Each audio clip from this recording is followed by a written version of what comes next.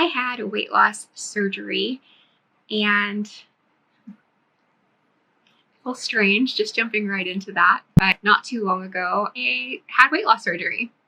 I had the biliopancreatic diversion with duodenal switch. I don't know why I always do that. I say duodenal, but I had the biliopancreatic diversion with duodenal switch. People also just call it the duodenal switch, or I call it the duodenal switch. And I don't know why I say things wrong sometimes, but I do. I'm April Lauren. I am on a weight loss journey to lose over 200 pounds. This is my YouTube channel, Wake Up Bright, where I share all the things that help me live each day a little brighter. I imagine one thing you may be interested in is, how did you go from disappearing on YouTube to I got weight loss surgery, especially when I even made a video before that was like, why I won't get weight loss surgery. And it's not a complicated story, but it feels so complicated to talk about. In this video, How Did I Get Fat?, I talked about things that I know have led to depression and significant weight gain in my life. I did a whole timeline, and I have been trying to lose weight and maintain a healthy weight my whole life, and I just keep failing at it. And I really don't want to live my whole life failing at it, and I'm not going to. And I feel like this surgery is a tool for me to use to prevent that, to stop the back and forth, the up and down. And I know it's going to be work, but after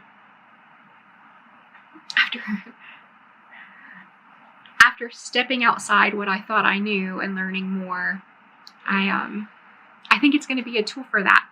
Going back to the video, one of the things that I know has led to significant weight gain in my life before is big moves, like moving, relocating. And I know that there are things that I can do to jump right in and handle a move well, and I've done that before. I've done that well lots of times before. And yet there are some times when I do it, and for whatever reason, I can't hit all of the steps, all the things that I know help me from sliding into depression. And this move was definitely one of those times where I moved, and even before we got here, even before we ever actually moved, I had felt myself slipping. I had been slipping for some time and just living in denial about where I was at mentally, and trying so hard to hold on and not sort of disappear into this mist of depression that is somewhat familiar to me. And I withdraw when I get to that point, and then I usually hit a point where I'm like, I'm withdrawn and I feel bad about it, and then I'm withdrawn and I don't care about anything anymore. It's like everything becomes foggy, and then eventually one day I'm like, I come out of the fog and I'm like, oh, what did I do? Like, how did I get here? And I know how I got there, and I felt helpless to stop that. And this time wasn't much different. We moved, and I did things that I thought would help, and I just slid. I slid and I slid, and I kept trying to make myself make YouTube videos, because I know YouTube videos are something I enjoy doing, and I enjoy talking to those of you who watch and comment, and I enjoy messaging back and forth. And I just continued to withdraw. I didn't want to look at myself. I didn't want to talk. I didn't want to think. I didn't want to do any of these things. And I started gaining weight. And that was in spite of losing weight slowly. Before this regain that I had, I thought the main reason I had always gained the weight back was because I lost it in an unhealthy way. That if I had lost it in a healthy way, if I got depressed and gained weight, or moved and gained weight, that it would be okay, because the weight loss was in a healthy way. So it's kind of, I don't know, it's kind of, now looking back, it doesn't really make much sense that I thought that would be an answer, because the answer really is that it's a multi-pronged, there's lots of factors, and one singular thing probably isn't going to make it okay or make it not happen. It's a collective of steps to follow to prevent it, or to, anyway. So as I gained weight and as I felt worse, I felt so angry at myself for letting it happen, for making it happen. And the angrier I got at myself, the worse I felt. It was just this negative loop, this negative cycle, until one day I was close to my birthday, which tends to be a little bit of a darker time for me. And I was like, I'm gaining weight and I don't even care. Like, I don't even care. Like, it's like I no longer cared. I didn't want to weigh, which is fine. You don't have to weigh yourself. I don't have to weigh myself all the time, but I just started ignoring the number on the scale.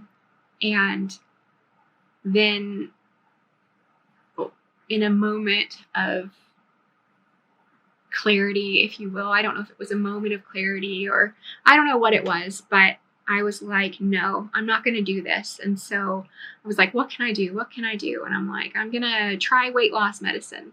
I'm going to, whatever weight loss drug is right now that everybody's doing. I talked to my doctor. I disclosed that I felt like I was depressed and that I no longer cared I was gaining weight. I essentially just said the same things I'm sharing with y'all now, and that I know that when I have gotten to this point before, until I no longer feel this way, that I gain weight and I am completely oblivious to it, even though I know it. It's a weird place mentally that I get. And when I started talking to him about these things, he's like, okay, well, we need to treat that. Let's treat this depression. Like, I understand you want to continue to lose weight, but we have to pump the brakes on the depression. He used better words than what I'm saying, but he was so caring and kind, and we prescribed me Prozac, and then he set a follow-up appointment for me to come back after a short period of time. And when I went to that follow-up appointment, it was like 4 weeks after, I was feeling it was not like I had completely turned around, but I had taken steps to do things that I know help me when I'm in a dark place, as opposed to just giving up and laying down and becoming a willful victim of my emotions. And I think taking that medication definitely helped me with that specifically. And maybe it's something I always needed, was if I am experiencing depression, is to treat it. And maybe that's not a maybe. Maybe that's, I don't know why I can't not say maybe. I guess because I know it's not everybody, and not everybody and I are the same. Like, we don't all experience things the same. For me, that is probably what I have always needed to do, and something I have never done. I have never been treated for depression. I just go through it, and I withdraw into myself. I stop talking to my friends, stop talking to family. I stop talking to the majority of people, and I just go through motions. And I didn't do that this time. Going to the doctor was different. That was a different thing, even though in my mind I was like, the thing that's going to stop this is taking a weight loss medicine. That's not what stopped it. What stopped it was treating the depression. And from that point, I went to the follow-up meeting with my doctor, and he's like, why haven't you considered weight loss surgery? He's like, looking at, what you've done in the past, because I had given a medical history and stuff. He's like, why haven't you considered weight loss surgery? And I told him the same spiel. I'm like, because when I gain weight, even like this last time I lost it in a slow and healthy, sustainable way, but in the past, whenever I have lost weight and then regained, I regain it really fast, and all of my reasons. And he stopped me and he's like, that isn't what just happened. Like, you started to regain weight and you got help. And that kind of, it's not like in that moment I was like, oh yes, let me get weight loss surgery. That's exactly what I needed to hear. But I kind of smiled, and then I left the appointment, and then that just stuck with me. And so the next appointment, I brought it back up to my doctor and was like, I thought about it. And I thought about the fact that I have never even looked into weight loss surgery. Like, I have always just turned it down. Every time weight loss surgery has been presented to me, I'm like, obviously I'm too broken for that to work. I will be someone who loses the weight and gains it back. And I don't know anything about it. And I had also looked some stuff up online that opened my eyes up to how much I actually didn't know, even though I have so many friends who've had weight loss surgery, and I've always cheered for them. And I believe in it before I believed in it as a tool, but I'm like, obviously I am too messed up for that to work for me. And then some of the stuff I read made me hopeful. I'm like, well, maybe this is a permanent solution for me. And so then I went back to my doctor and I told him that, and I made an appointment to go to an information session. And that was the first step for my insurance, and then where I live specifically, because depending on where you live, the health insurance that the military provides does it differently, I think. But the first step was to go to an information session, and no one else. It was supposed to be like a group information session where anyone who was interested was going to be there, but I think there was supposed to be 5, and I was the only one who showed up. And so I got pretty lucky because every question I had got to be answered. And so I didn't know which surgery in that information session. He went over 3 different options. I think it was just 3 for weight loss surgery in very deep detail. And because I think the information session was normally like an hour, and I was there for almost 2 hours. But he was just so thorough in everything that he shared with me. It was amazing. And the nurse who helps the surgeons who do the weight loss surgery, she also came in for part of that info session and was able to answer questions. And after that, I didn't know which surgery, but I was like, this is for people like me. This is for people who regain weight, people who struggle to lose all of the weight.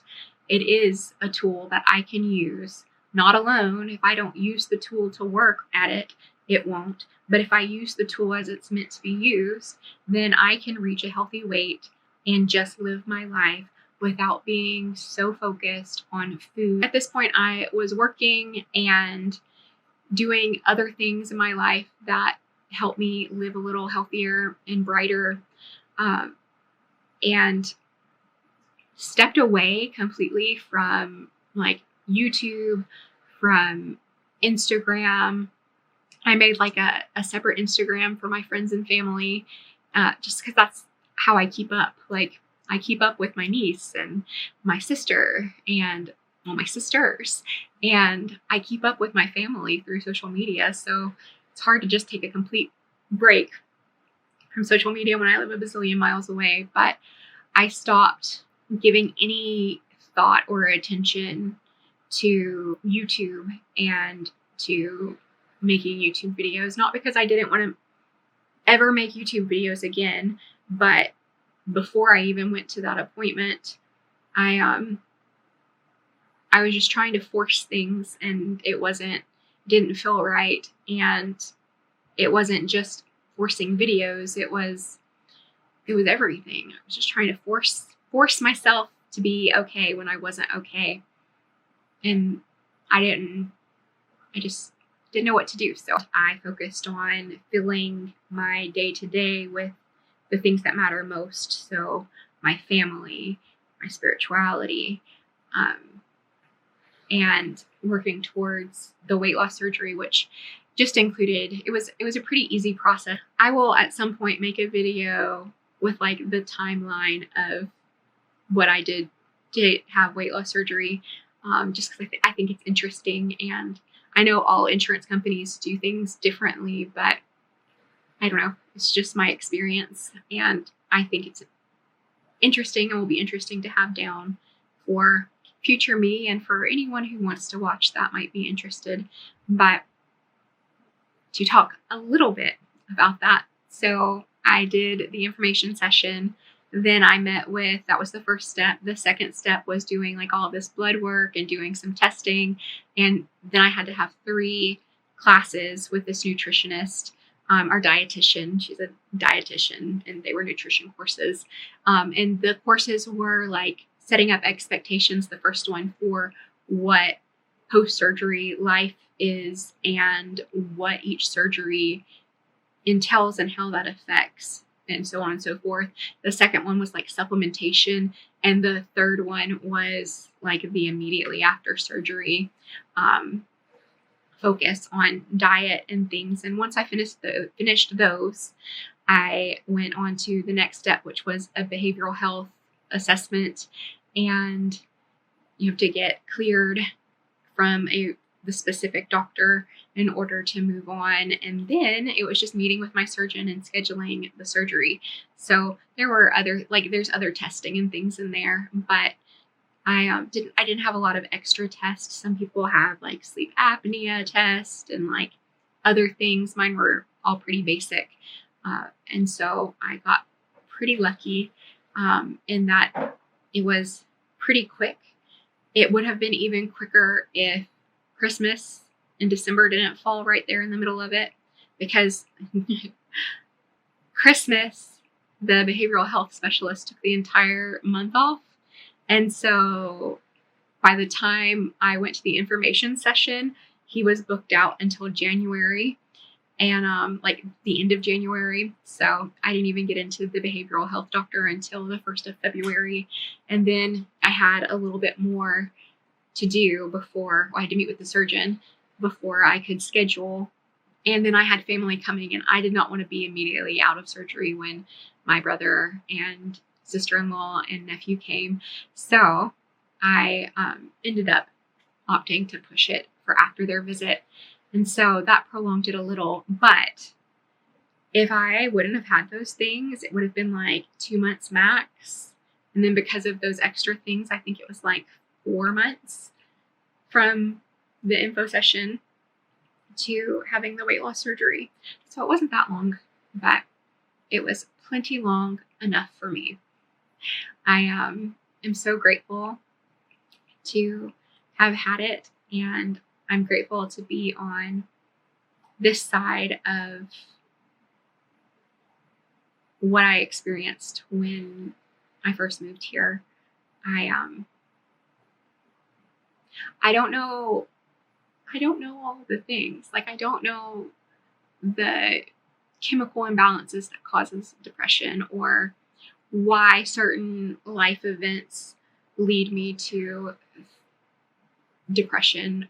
If that's even related, it could be other things. It could be, I don't know, mold in the hotels we stayed in for 2 months. Who knows? And yet it happened, and it's happened before. Not a ton, but I've had several periods where I have been significantly depressed for a significant period of time. And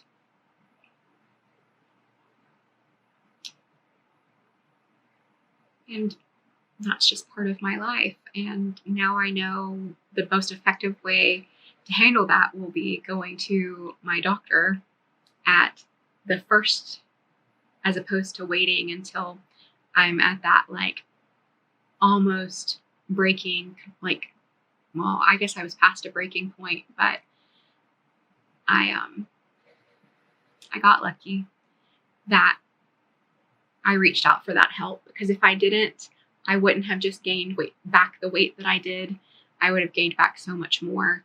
And one of the things I did have to do was go on birth control.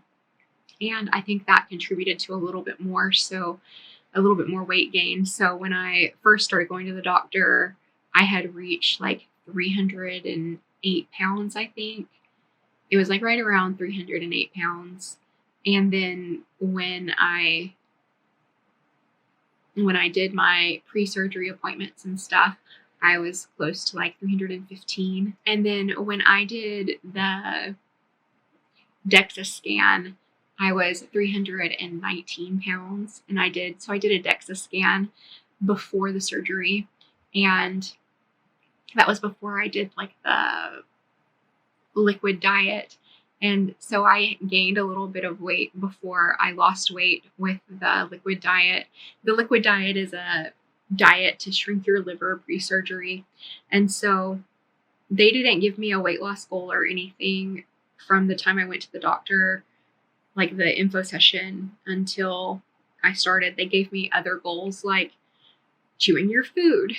And I didn't know that I didn't chew my food, but found out really quick that I am terrible at chewing food and not drinking with a straw and cutting out carbonated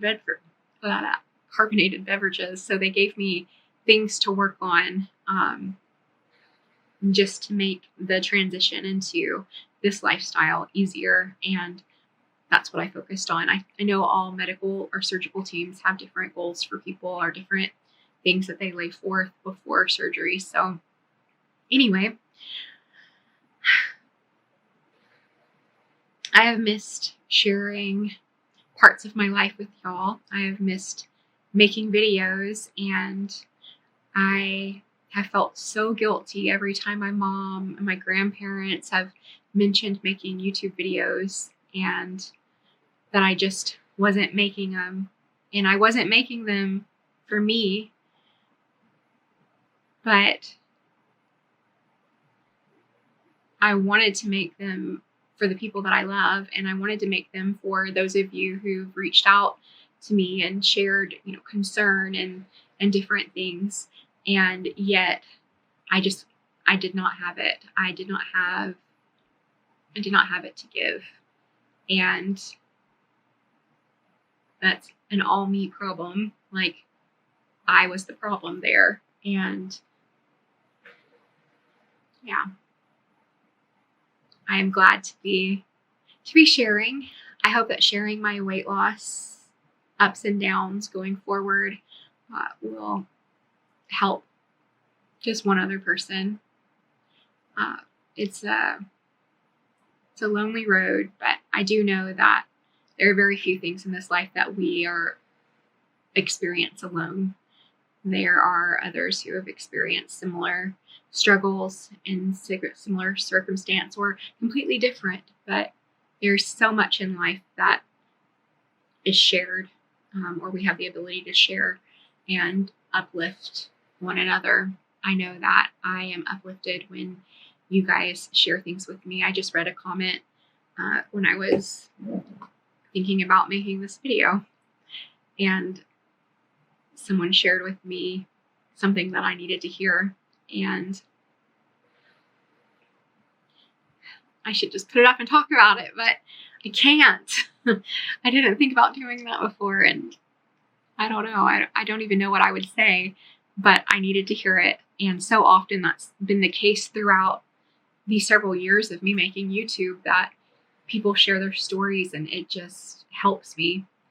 And anything that I've ever said, I am not saying you should do. I don't think that weight loss surgery is the answer for everyone. However, I am grateful to have opened myself up to it being an answer or a tool for me. And I love you. And thank you for watching this video with me. I felt like I could make this video today, and so I have filmed it. So I'm sure there's all kinds of holes and things that I need to follow up, or things that I should have said and I didn't.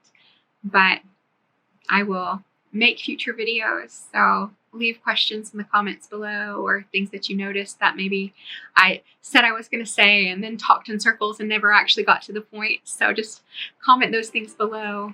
I love you so much, and I look forward to seeing you in the next video, which will be 1 week post-op. In closing, here is some footage of surgery. Oh, no, the both of my babies. So one of the things that I think I'm gonna miss, the most is like, I'm a gulper, like I like to drink water and I just like gulp it down. So I brought 3 water bottles. So once I get to the hospital, I cannot gulp water down. I cannot drink anything. But for right now, I'm gonna gulp it up. Oh, you're done with your teasing? He's all like, I'm gonna drink water right in front of you. I'm gonna gulp it down. A whole liter of smart water. A whole liter of smart water. Hopefully I'm just gonna drink coffee. I'm about to have bariatric surgery. We'll see. Sure. I'll see you on the other side. Surgery. Oh, I think we're recording. Yeah, we're recording. Oh, yeah, you hiding now? Yeah, you love me? Cranky girl. In pain? Why are you in pain? And they rip out. Ew, that sounds brutal. Mm-hmm. The ice helps. Why'd they do that? Make what feel better? Oh, I was talking about why they open up you and play with your guts. Oh. Maybe the camera wants to see outside, but that means we gotta open up the blinds. Welcome to Tripler Army Medical Facility. Wow. This took all of her vitals. This was vital to her survival because it's a vital machine. Got no blood pressure and heart rate and oxygen levels. Just too important. And over here, just gave her her IVs. Very vital for survival. Just kind of having fun. Being a goofball. But now she doesn't need IVs. Now she can drink on her own. Oh, and then her pink shoes. Those were definitely very vital. She wouldn't go nowhere without her pink shoes. Very, very vital. Let's get up close up. Look at that. Super pink. Ice pack on her face. Giggling a little. I love you. That towel is vital. Vital for survival. Yeah, she's got this machine. It's hooked up to her all over. These little sticky things to suck, to remove. And today we walked further than yesterday. Oh yeah? We walked further the first day than all of them. That's true. But then you're like, no. No more walking. Get me home. Drugs make her crazy, make her need oxygen. It's funny how she got off the drugs, no longer needed oxygen. But the oxygen was vital. Vital for survival. Ice packs are vital. They're much better than medicine. Better than medicine, but I think they're vital. Vital for survival. You're already crazy. My crazy is vital. No, I think That's you what can. said. I think you can tell the Wilson, but you can't tell him much. I met you, Grandpa. I met you, Dad. Once Wilson, always Wilson. And my grandma. And your grandma. I don't think your grandma's hard-headed as the other 3. I think your grandma's probably pretty easygoing. This is what she survived on the whole time. Pretty much all she's drinking. Oh, and I guess shout out to Powder protein shakes. Those things are delicious. I guess that's what she's gonna be living on from here on out. But the lemonade, who knows, hospital lemonade is the only thing she's gonna want. Oh, she got Crystal Light lemonade. Shout out Crystal Light. Love you. Oops, I kind of got a shot about this, but I didn't talk about it. This thing's her breathing machine. I don't know what it's called, but it's vital. It's vital for survival. As you can see, I made it through. I made it through my surgery. Thank you for watching this video.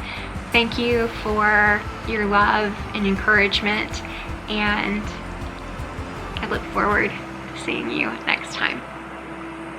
Love you, bye.